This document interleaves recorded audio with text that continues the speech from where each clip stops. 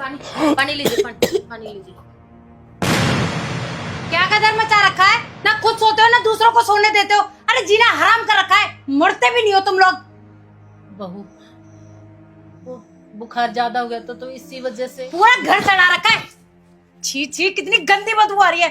अरे तुम्हारी जिंदगी जितनी कटनी थी तुम्हारी तो कट ली। अरे कम से कम दूसरों को तो जीने दो। तुम्हारी वजह से मैं और मेरे बच्चे भी बीमार हो चुके हैं। बहू, डॉक्टर इलाज कर तो रहे हैं, लेकिन बीमारी ठीक होने में टाइम तो लगता है ना। अरे इनका तो ठीक होने का पता नहीं, मुझे लगता है जब तक हम ही बीमार हो जाएंगे। तुम्हारी ये बीमारी मेरे बर्दाश्त के बाहर हो चुकी है। अगर तुम्हारी वजह से मेरे बच्चों को कुछ हो गया ना, उनके जीवन में कोई संकट आया तो ध्यान रख लेना, मैं तुम्हारा क्या हाल करूंगी। और एक बात बताऊं, तुम कल मरो ना, तुम आज मर जाओ, मुझे कोई फर्क नहीं पड़ता, लेकिन मेरे बच्चों को कुछ हो गया तो सोच लेना जीना आराम कर रखा है। और हाँ, तुम्हारी सांस लेने के बाद भी इस दरवाजे से बाहर आई ना तो तुम्हारा क्या हाल करूंगी तुम सपने में भी नहीं सोच सकते। दिमाग खराब कर दिया मेरा।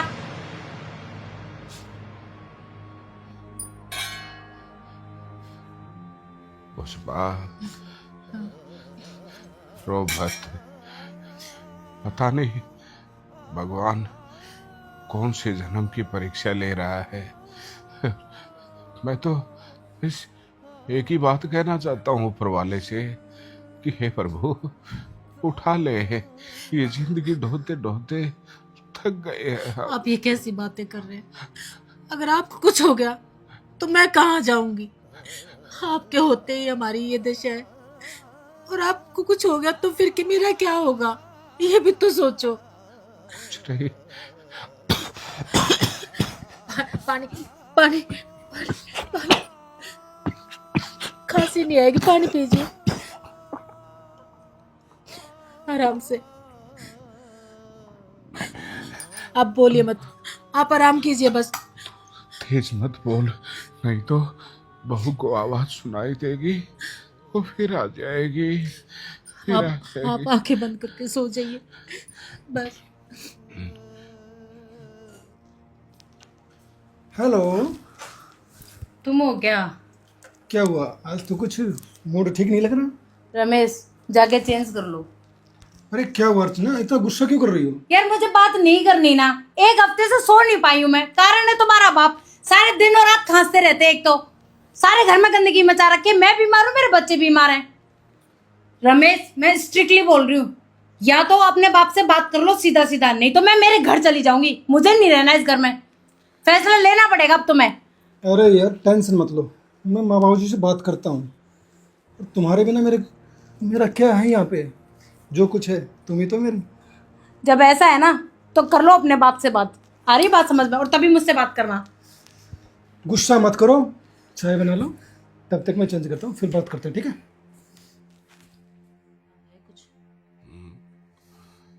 पता नहीं, ये बीमारी तो साथ ही जाएगी। बाबू जी ऐसे क्यों बोलते हो? आपके लिए दूध है। हाँ हाँ बेटा। और बेटा तू ठीक है? मैं ठीक हूँ बाबू जी, आपकी तबीयत ठीक है? बस पता नहीं बेटा क्या होगा क्या नहीं। बाबू जी मुझे आपसे कुछ बात करनी थी। हाँ बेटा, मुझे भी तुमसे कुछ बात करनी है। आपको बात करनी है? हाँ हाँ बोलिए ना बाबूजी, क्या बात है? नहीं रमेश, पहले तुम बताओ तुम्हें क्या बात करनी है। नहीं माँ, पहले बाबूजी से पूछते हैं ये क्या कह रहे हैं। हाँ बोलो बाबूजी। रमेश बेटा, पता नहीं जिंदगी का ये सफर कब खत्म होगा। थोड़ी बहुत जिंदगी बची है तो सोच रहा हूं अकेले में जिंदगी गुजार लो। बहू को काफी परेशानियां हो रही हैं हम दोनों से। वो भी अपनी जगह ठीक है, अब बीमार शरीर है, रात को कई बार नींद नहीं आती, जिससे उनकी नींद खराब हो जाती है। तो मैंने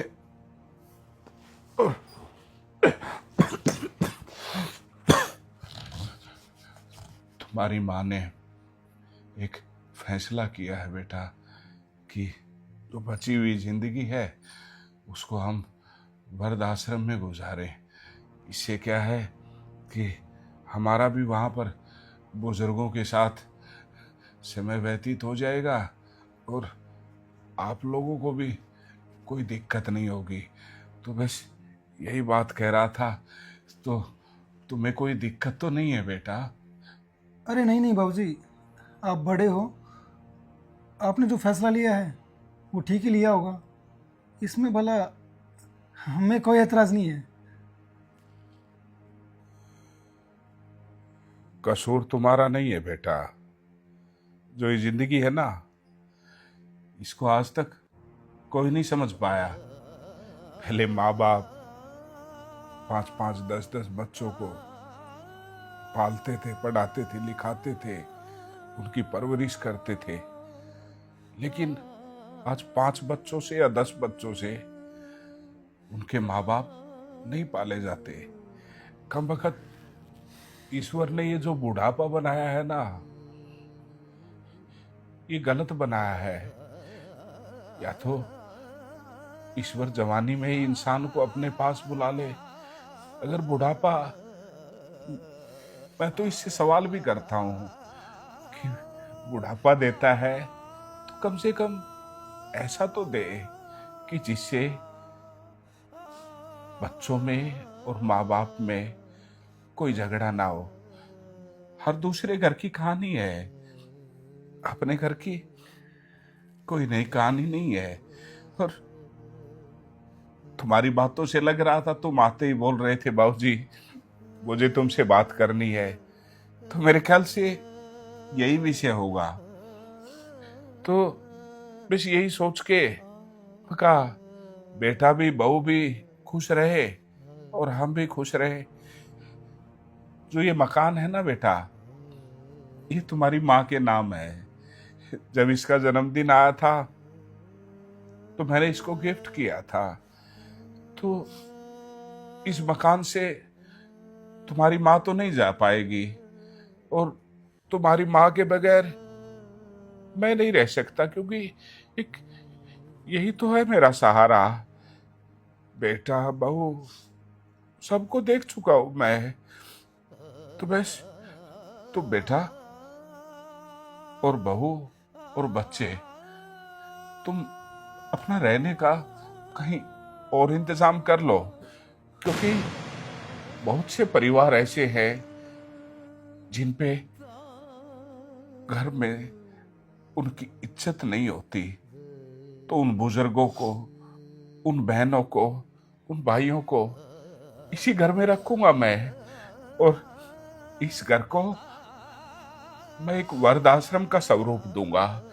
तो मैं ज्यादा ना तो लड़ने की अक्षमता रखता हूं और ना ही तुम लोगों को धमकाऊंगा इस विषय में, क्योंकि कसूर तुम्हारा नहीं है। बस ये सृष्टि का ही नियम चल रहा है। तो मेरी हाथ जोड़ के प्रार्थना है कि आप बच्चों के साथ ये घर छोड़ दीजिए, कहीं और रह लीजिए। बाबूजी ये क्या कह रहे हो आप? हम कहाँ जाएंगे? और छोटे छोटे 2 बच्चे, उनको लेके कहाँ जाएंगे हम लोग? बेटा शायद तुम भूल चुकी हो कि जिंदगी के जिस पड़ाव में हम दोनों हैं, उस पड़ाव में एक दिन आप लोगों को भी आना है। और जैसा हम अपने बुजुर्गों के साथ करते हैं ना, वैसा ही हमारे साथ होगा। तुम्हारे भी बच्चे बड़े होंगे, उनकी शादियां करोगे, उनकी बहुएं आएंगी, और फिर तुम किसी कोने में खास रहे होगे तो वो आके ये बोलेगी खबरदार, इस घर से अगर सांस की भी आवाज आई तो वो सांस की आवाज अब आपको परेशान नहीं करेगी। अब चले जाइए यहाँ से। ऐसे मत करो बाबूजी, हमसे गलती होगी बाबूजी, हमें माफ कर दो। बेटा मैं तुम्हें माफ कर दूं, लेकिन मैं दोबारा वही दिन नहीं देखना चाहता जो दिन बहू हमें पिछले 2 महीने से दिखा रही है। कितना हमें तो तुम्हारी माँ को बोला था कि बेटे को कुछ मत बताना, हम चुप थे। लेकिन अब बात बर्दाश्त से बाहर हो गई थी बेटा, और अब मैं भी इस बात को और बर्दाश्त नहीं करूंगा। तुम यहाँ से चले जाओ। आप लोग मत करो ये ड्रामा। क्या दिखाना चाहते हो तुम? कि मैं तुझे माफ कर दूं तुम दोनों को?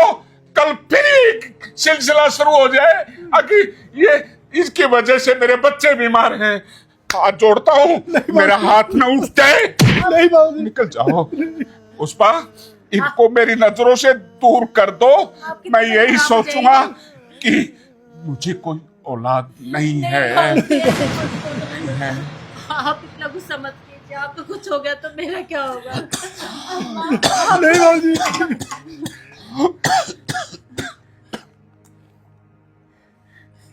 पापा, चले जाओ बेटा। पापा मुझसे गलती हो गई पापा। मैंने आपको हमेशा अपना ससुर समझा, पर मैं वादा करती हूँ आज के बाद मैं हमेशा आपको अपने पिता समान समझूंगी। पुष्पा, क्या इस बात की तू जिम्मेवारी ले रही है कि हमें ये ताने नहीं मिलेंगे? अगर बच्चे बोल रहे हैं हम माफ कर देते हैं। बाबूजी, आइंदा कोई शिकायत नहीं आएगी बाबूजी। आखिरी गलती मैं लेता हूँ गारंटी बाबूजी। हमारे पोता पोती भी तो है, उनका क्या होगा? कम से कम उनके लिए इनको माफ कर दो। पुष्पा, तुझे पता है मैंने आज तक जिंदगी में तेरी बात को कभी नकारा नहीं है। हाँ मुझे पता है। तू कह रही है तो मैं ये मोहलत दे सकता हूँ, लेकिन खबरदार, अगर दोबारा ऊंची आवाज में हमसे बात की तो तुम हमारे लिए मर चुके हो और मैं तुम्हारे लिए मर चुका हूँ।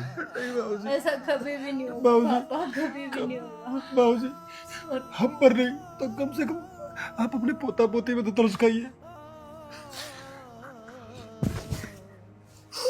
सॉरी पापा, माफ कर दो मुझे। Oh